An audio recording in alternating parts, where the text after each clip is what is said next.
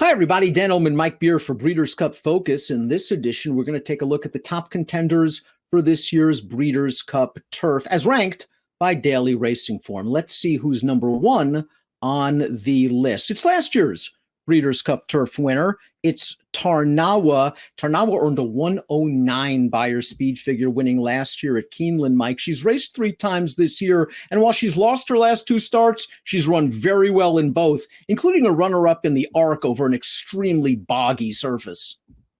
Yeah, I agree. I mean, she's 1 for 3 so far as a 5-year-old, but has run really well in all 3 of those races. I actually felt like her Arc was an excellent performance over ground. When I watched the race, that I really feel like she didn't handle it all that well, but still was game to get second. Her race 2 starts back. It seemed pretty clear that she was very badly compromised by the winner, sort of carrying her out, 15 paths in the stretch. This filly can still run. She was super winning this race last year. I suspect she's going to be tough right back. Good segue to last year's Breeders' Cup Turf. Let's watch Tarnawa kick down the boys at Keeneland. This is what's known as widest and fastest with a Euro Grade 1 kick. Yeah, very confidently ridden in this race. Just storms down the outside. I do think that it seems like the field for 2021 is coming up a little bit stronger than this one. But, I mean, what's not to like about this mare so far, Dan? All she does is run. If you like horses with gaudy career lifetime earnings, you're going to go with Mishrif in the Breeders' Cup Turf. This horse won the French Derby at 3, the $20 million Saudi Cup on dirt earlier this year, the $5 million Dubai Shima Classic on turf. She won the Juddmonte International. He won the Juddmonte International 2 starts back.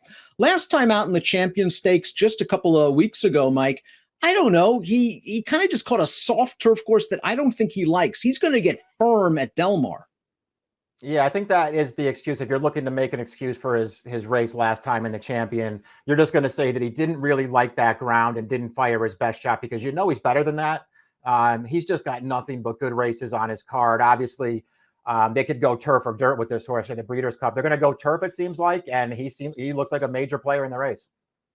Domestic spending is likely the best hope from the horses based in North America. He did have a 4-race win streak snapped last time out in the Mr. D, formerly known as the Arlington Million, but he was very much pace compromised in that race.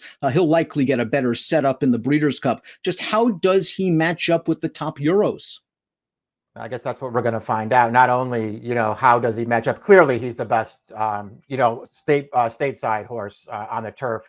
We'll see how he matches up with some of these really good Europeans. Dan, I think the other question that you have to ask yourself is, how far does this horse want to go? He has never been 1.5 miles. He has gone 1.25 miles twice, including that loss last time. There are a couple of real question marks surrounding this horse. Let's watch the Joe Hirsch Turf Classic, usually an important prep race at 1.5 miles at Belmont. Gufo finishes 3rd. Rock Emperor finally got the long-awaited victory for Chad Brown. Gufo in his recent starts, Mike, is a horse that they try to get into the race earlier. He doesn't have a lot of early speed. He makes strong mid-moves. Maybe he moved just a little bit too early here. I think it's a viable excuse if you want to make one for him here. He did move a little early in the race, and then he was just no match through the stretch. Clearly, getting beat by that horse in that race, Rock Emperor, it's going to leave him plenty to find against the 3 horses listed ahead of him here.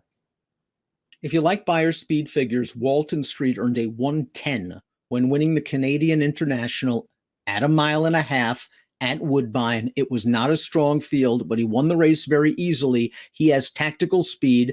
If you believe that fig, it sort of puts him in the mix, although he was no match for Mishrif earlier this year in Dubai.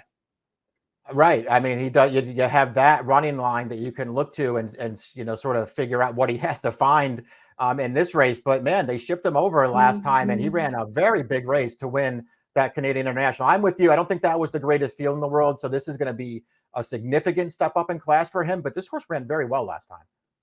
Let's take a look at some of the other contenders, including Walton Street. You see Rock Emperor, and you see the likely speed of this race. That's Tribhuvan, and they've just decided to run and gun with this horse, and it's paid off very, very handsomely for trainer Chad Brown. He went gate to wire in the United Nations, a race where, yes, he was sent to the lead, but he didn't go fast at all, and they kind of just handed it to him. In the Sword Dancer, they made him work a little bit more, and he paid the price. I just don't think there's any impediment to him getting to the front in the Breeders' Cup. Yeah, there probably isn't. And obviously, I guess speed can always be dangerous. This horse, they've made the most of it with this horse, with his new running style this year. Personally, I'd be shocked if he could wire this field. Tarnawa looks for 2 Breeders' Cup turfs in a row. Not going to be easy. You've got a quality horse in Mishrif, who's again banked $15 million. You've got a very good North American-based runner who has never gone 1.5 miles. We'll see what Tarnawa can do as she takes on the boys once again in the 2021 turf.